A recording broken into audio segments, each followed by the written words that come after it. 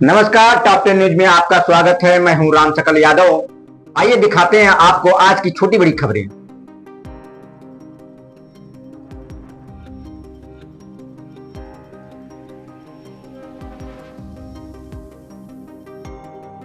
महाराजा सुहेलदेव राजभर की जयंती को लेकर भव्य आयोजन की तैयारियां पूरी हो चुकी है। माहौल क्षेत्र के टिकुरिया मैदान में 22 फरवरी 2024 को विशाल जयंती समारोह आयोजित किया जाएगा। कार्यक्रम में उत्तर प्रदेश सरकार के कैबिनेट मंत्री अनिल राजभर मुख्य अतिथि के रूप में शामिल होंगे।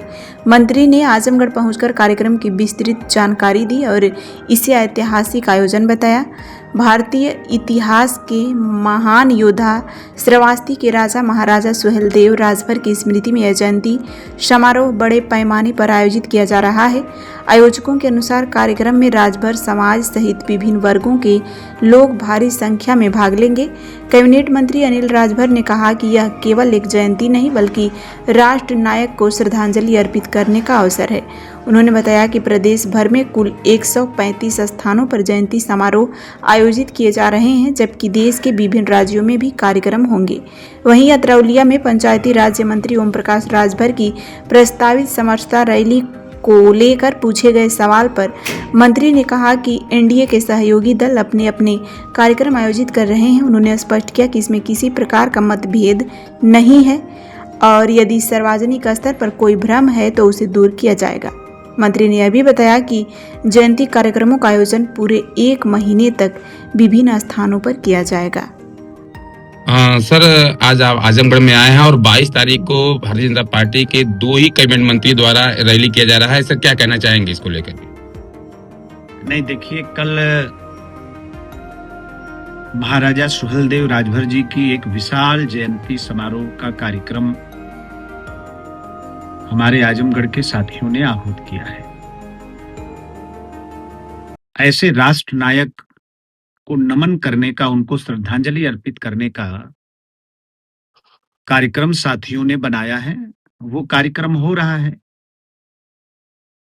भारतीय जनता पार्टी के जितने कार्यकर्ता हैं, हमारे जो साथी हैं, और इतना ही नहीं, पूरे प्रदेश और देश में जिन लोगों की भी आस्था महाराजा सुहेलदेव जी के प्रति है, वो सभी लोग आ रहे हैं उनको नमन करने के लिए।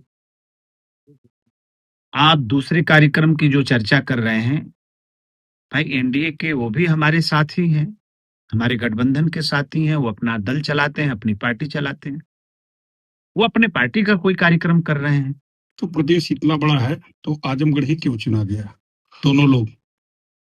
नहीं, देखिए, हम तो, आप हमारे सोशल मीडिया अकाउंट को आप देखें, मेरे और मेरे मित्रों के भी, तो 29 दिसंबर को ही मैंने ये कार्यक्रम आजमगढ़ के साथियों के प्रस्ताव पर हमने इसको घोषित किया था, 29 दिसंबर को। अब बाद में जिन लोगों ने रखा है, तो ये सवाल तो आप लोगों को माननीय ओम प्रकाश जी से पूछना चाहिए। लेकिन फिर भी हमको कोई ऐतराज नहीं है।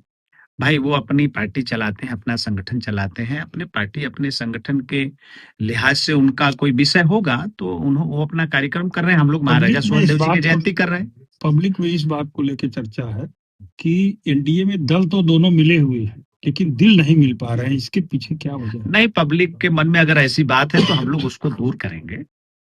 लेकिन सर, शक्ति प्रदर्शन है? नहीं, ऐसा कुछ नहीं है। जयंती के बहाने ऐसा, देखिए, जयंती तो मुझे लगता है कि पूरे देश में कल का कार्यक्रम अगर हम जोड़ दें तो तकरीबन 135वीं जयंती हो जाएगी इस साल। जो 135 कार्यक्रम संपन्न हो जाएंगे, और सिर्फ उत्तर प्रदेश में ही नहीं बल्कि देश के विभिन्न हिस्सों में भी जयंती के कार्यक्रम हुए हैं। उत्तर प्रदेश में बड़ी संख्या में हुए हैं। तो हर वर्ष हम लोग पूरे 1 महीना महाराजा सुहेलदेव जी की जयंती को मनाने का काम करते हैं। तो उसी क्रम में ये कार्यक्रम हो रहा है जयंती का। चर्चा की वजह यह नहीं है। चर्चा की वजह यह हो जाती है कि परस्पर जो है बराबर विरोधाभासी बयान आप लोगों के आते रहते हैं, इसको लेकर के। नहीं, मैं तो नहीं देता, और हमारे पार्टी का अनुशासन भी है, मेरा खुद का भी अनुशासन है कि जो हमारे गठबंधन के साथी हैं उनको जो सम्मान मिलना चाहिए वो मिलना चाहिए। हम लोग तो ऐसा ही सोच रखते हैं। और भारतीय जनता पार्टी कभी भी अपने सहयोगी साथियों को असहज करने में विश्वास नहीं करती है। हाँ, उनको अपना पार्टी चलाना, अपना संगठन चलाना है तो भाई अपने तरीके से वो कार्यक्रम चलाते रहते हैं, उस पे हम लोगों को कोई ऐतराज नहीं है। हम लोग अपने तरीके से अपने कार्यक्रम करते हैं और सनातन की रक्षा करने वाले, हिंदू धर्म की रक्षा करने वाले उस जमाने में, उस कालखंड में कितनी बड़ी लड़ाई महाराजा सुहेलदेव ने लड़ी, ये किसी से छुपा नहीं है। और हमारी सरकारों ने जिस तरह से उनका सम्मान किया है और उनके सपनों का भारत बनाने का प्रयास जिस तरह से भारतीय जनता पार्टी की सरकारों ने किया है, ये पहली बार हुआ है आजादी के बाद। तो हम लोग तो उनको नमन करने का कार्यक्रम बनाए हैं।